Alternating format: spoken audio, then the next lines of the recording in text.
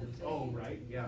Trying to do their work to help where they're following the masses thinking. I want you to keep that in mind, so he looks They have like no the guy in the idea. cartoon. Just tell her like, in my opinion, they should oblivious, like, come on, I up want get you some bombs.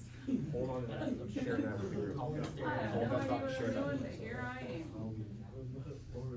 And the other guy's like, yeah, you're.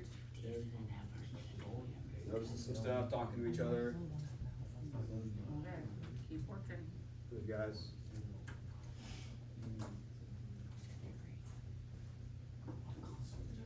Okay, Good, good, Cool. that makes me happy. got a chance to kind of share our thoughts? All right, let's go ahead and redirect back up here, guys. Awesome, thank you. All right, so let's go ahead and put down a few things that maybe we noticed. Ideas, things you saw, things that were interesting, or maybe the message you think the guy's trying to convey. What do we got? Anybody, any hands? Yes, Cheryl, sorry. The boat is coming from the west. Ooh, the boats. We got boats coming from Yeah. the west. Why is that important? So the people are clearly Asians. I think that they're Japanese in this case, and they're coming from the west. So maybe it's trying to say that immigration or something like that, and they're moving like gathering. Okay, gathering okay. bombs. Oh, okay. Good. Okay, so you said gathering bombs? Why bombs? Well, maybe because they have to explode something. They have to explode something. Okay, so you're picking up like these are not friendly, Yeah. right? Okay. Okay, not friendly. All right. Okay, anybody else? Anybody else got something they want to maybe hands up? Let me see what we got. If you look really closely, you can see that they're holding the TNT, like, that's a bomb weapon, and like, TNT. by how they're looking, they look oblivious, they don't know what, they look like Okay. they don't know what's really going on, it's like think of it as like getting some, like, someone getting something, and they're not going to do it, but they think they are, because they're too confident. Okay, Yeah. okay. And Yeah. like, and it looks like some kind of trap too, since they're looking that oblivious, it must be. Okay, kind of a trap of blue. Okay, I like that. I like that a lot. And Brayden, what's up? There's a guy on Brenton. top of the. I say Brayden. Sorry, Brayden. Alright. I got you. There's a guy on top of the shack, and there's some writing, it says waiting for a signal from home. Mm-hmm. So I'm thinking, since they're handing out TNT, they're gonna wait for Okay. that signal to blow stuff up. Okay. Okay, waiting for a signal. Okay, so, Brayden, who are they waiting on? Who's, like, who? Who's telling them what, who's giving the signal? Probably the higher ups. The higher ups. Okay. Who are the higher ups? Do you, I'm just throwing it out there. Do you have an idea, or does anybody else wanna jump in on who the higher ups might be? Probably the president. President, the Prime Minister? Yeah. Yeah, I heard Tojo from JR, yeah, from Tojo, okay. From Tojo, right? Okay, that's something else. Ricky, what's up? They're heading south on the west coast. Okay, heading south on the west coast, right? Okay, The yeah. TNT could symbolize the destruction of, like, the west coast of the US. So What was that word you used? Symbolize? symbolize the Symbolism, baby! Absolutely. Symbolism, destruction. Mm-hmm. You get my chicken scratch. Okay, very good. Yes, what's up? Maybe like Japanese immigrants in the US moving to the west coast to make it more easy for them for Japanese invention. Okay, and for the invasion, so espionage, spies, Yes. right? Okay, I love that. All right. I mean, I don't love it, but I love the announcement, right? There we go. Okay, so spies, espionage. Okay, very good. Okay, so we could stay on this all day, but this is great, guys. This is awesome. I got it. Second. I got it. You got it? Okay, Yep. cool. All right. This is great. I know we got a lot more to share. We're gonna have to keep it going, but this was awesome because let's think back to here, okay? So we have not friendly, waiting for a signal from Tojo, symbolism for destruction. We got spies, espionage language. Is that how you build a society of equality, justice, win-win? No, it's not, is it? Right? Yeah. Very divisive. That's the point of a political cartoon or propaganda. You're trying to inculcate a very specific way of thinking, right? Also, do we notice that name of the artist?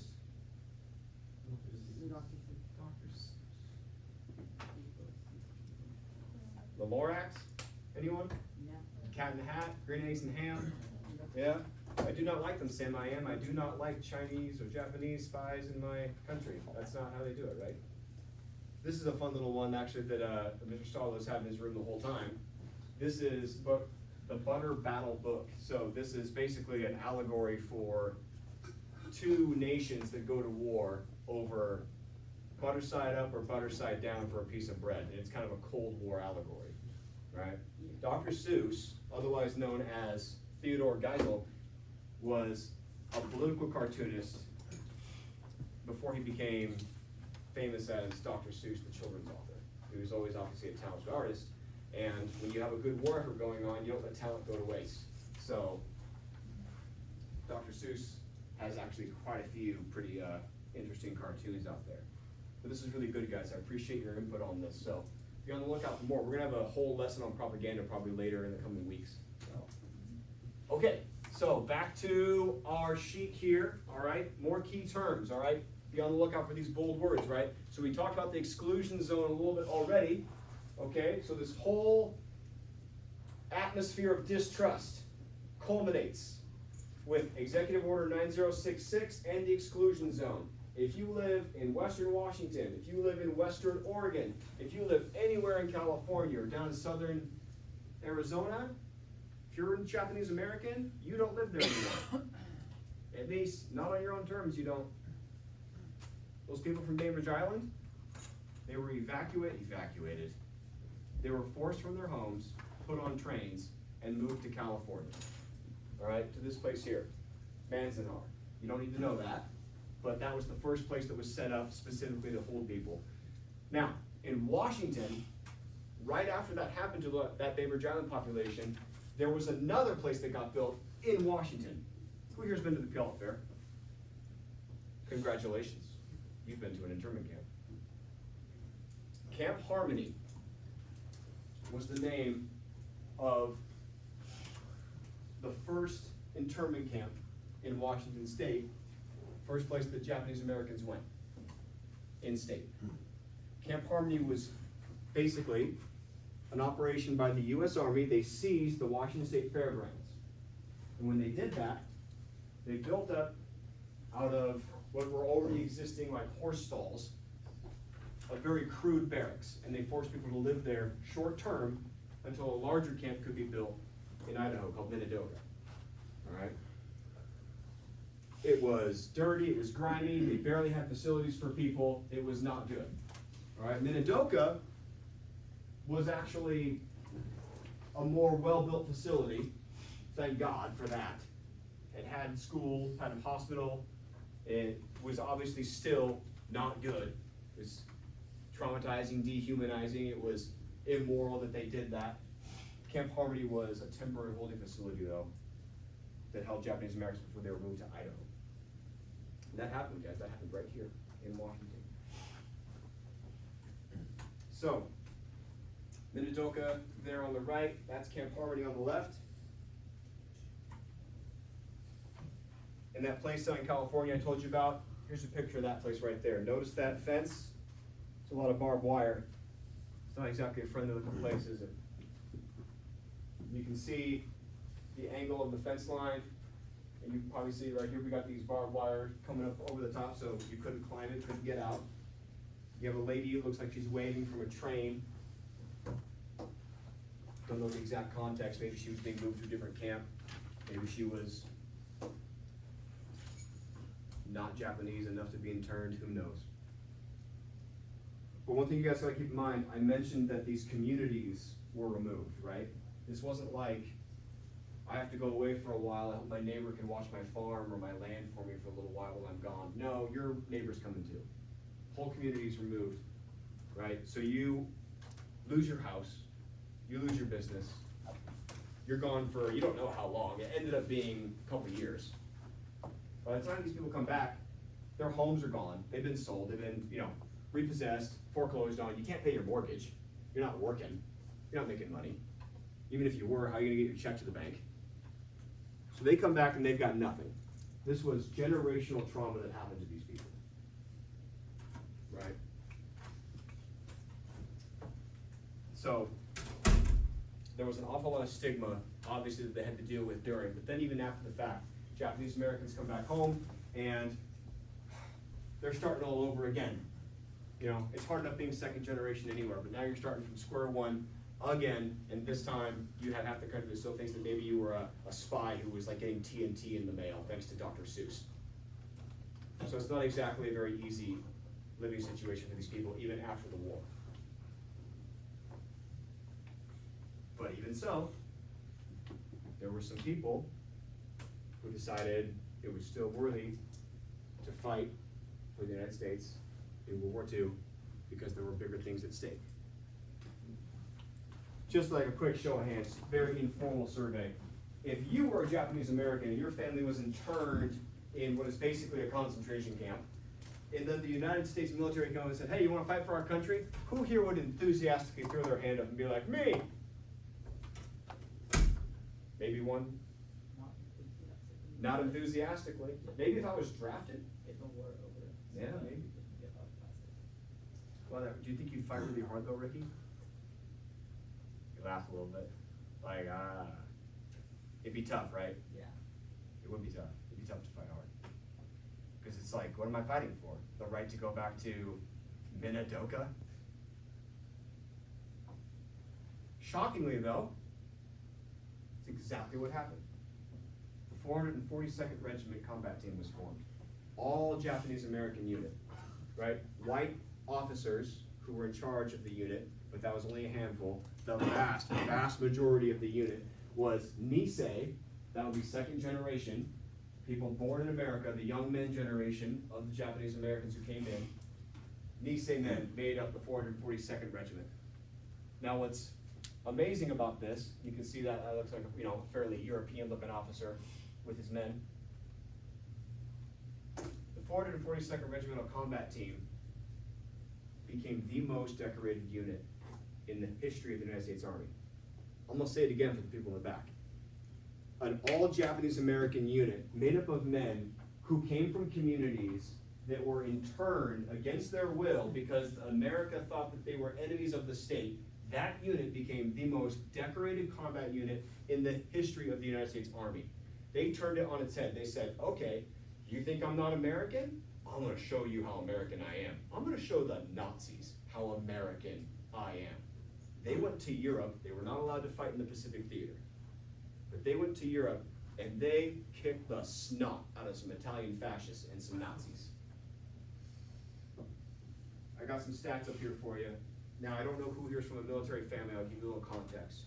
In just over 2 years of service, the 442nd became the most decorated unit in Army history. 14,000 approximately men served. We had 21 Medal of Honor recipients, 371 Silver Star recipients, 4,000 Bronze Stars, and over 9,000 Purple Hearts awarded to this unit in 2 years of service. Does anyone know what a Purple Heart is? What was that? Is it not like one of the highest badges you can get? It's okay, one of the highest, not one of the highest, but it's very distinguished. And why is it very distinguished? Do you know? Because it's like bravery or something. It's very close, very close. It is a marker of bravery. It's for being, You saved your life. you were wounded. A Purple Heart is given when you are wounded. Not like you fell out of a tree, like you caught shrapnel, like you got shot, like you stepped on a bomb, right? 9,000 Purple Hearts, only 14,000 men, right? Even if some guys got shot twice because they weren't good at ducking, that's still over half of them, okay? That's crazy. A little more context for you before we move on here, because I find this to be this is personally the most remarkable story for me. The number of distinctions that these guys got, the number of awards this unit got, 4,000 Bronze Stars. My father, Christopher, he was a Vietnam vet. He was a helicopter pilot in Vietnam. He got a Bronze Star. You know how he got a Bronze Star? He was a helicopter pilot, and there was a recon team in the middle of the jungle that had to get evacuated because they were under ambush. My dad flew in with his helicopter, couldn't land. because it's jungle. These guys are getting shot up. What does he do? He has to hover with his CH-46, it's the big double blader. He hovers, drops a rope ladder, and they have to evacuate 8 men, full combat load, up a rope ladder 40 feet into the sky, while taking fire from the Viet Cong. We're talking mortars, machine gun fire, AK-47. You know how long it takes to evacuate 8 dudes off a rope ladder going 40 feet into the sky? It takes about 20 minutes. For 20 minutes, my dad had to hover like a sitting duck, taking fire from everywhere in the jungle. Got his windshield shattered, caught glass in the face, just waiting to catch an RPG. Like, probably gonna die here, because I'm just sitting here, but I'm not leaving these Marines. Not doing it. We're all going home where nobody is. And somehow, they got all those guys up that ladder and they got out of it. 1 Bronze Star. 4,000 Bronze Stars. From a unit made of men who felt probably like they didn't have a country. And here they are, defending mortared out hills in France from Nazi attacks, liberating France in the winter of 1944, along with the rest of the U.S. Army and Patton and all those boys. But that's about the most American thing I've heard of. I love that. So here's a quick recap, guys. We got more of our key terms back up here in case maybe we missed some of them from before. All right, we have the attack on Japan. We have the signing of Executive Order 9066, and that creates the exclusion zone, right? The Bainbridge Island community that was taken away from their homes, the building of Camp Harmony and Minidoka, the creation of the regimental combat team that became one of the most famous units in U.S. military history. In January of 1945, that's when they finally lifted this thing. They finally lifted the exclusion zone, said, okay, you guys can go home. 442nd Combat Team has proven their worth, and the U.S. Marine Corps and Navy are kicking the butt out of the Japanese Navy, so we're not going to get invaded. So by 45, you guys can start going home. Thank you for your service. Your homes are probably gone. By September, Japan formally surrenders after the dropping of the atomic bomb. And October, Minidoka finally closes at the end of 1945. Sort of a brief recap of our little history here, guys. Anyone still working on matching some key terms, baby? You got it? We're good?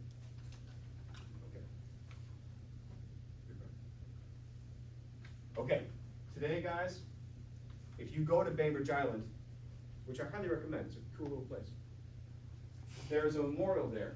Think back to that first picture we saw, people being moved down the dock. There was a specific path they had to walk. And along that path today is a memorial to Japanese internment. And I like this picture because you can see that how it fades in. You have these guys being escorted here. You can see right there, there's the U.S. Army escorting these people down, holding bags for them as they're moving them. There were efforts to create some redress, hey, we need some justice here, going back here. You didn't treat us equally, you didn't give us opportunities. We want at least to get some justice. In 1988, there was a formal apology issued by the U.S. government, and there were reparations paid to the survivors of internment, not the kids or the families or the descendants.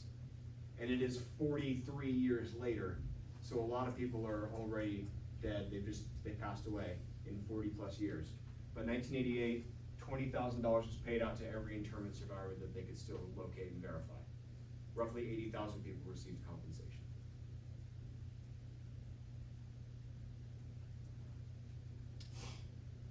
But you could argue that's definitely not exactly appropriate redress.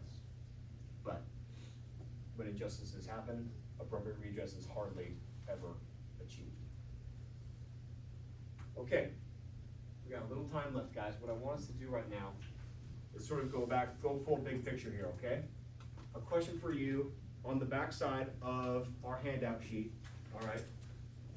I want you to think about one thing from today's lesson that struck you, something that you found interesting or important, okay? You have some space provided there. I want to give you about 5 minutes. Think and write down just anything that you thought was important or interesting, all right? Think about everything we covered in this lesson and why it might be relevant to your life or just something you thought was cool. We're gonna take 5 minutes here, and then we'll take a couple minutes to like maybe share at our tables again, and then come back and share as a whole group, and then we're gonna be done, and I have a little survey maybe for you guys to take, okay? So let's take about 5 minutes now, 3 or 4 minutes at least, write down a few things for me, okay guys? Go ahead and just start working on that.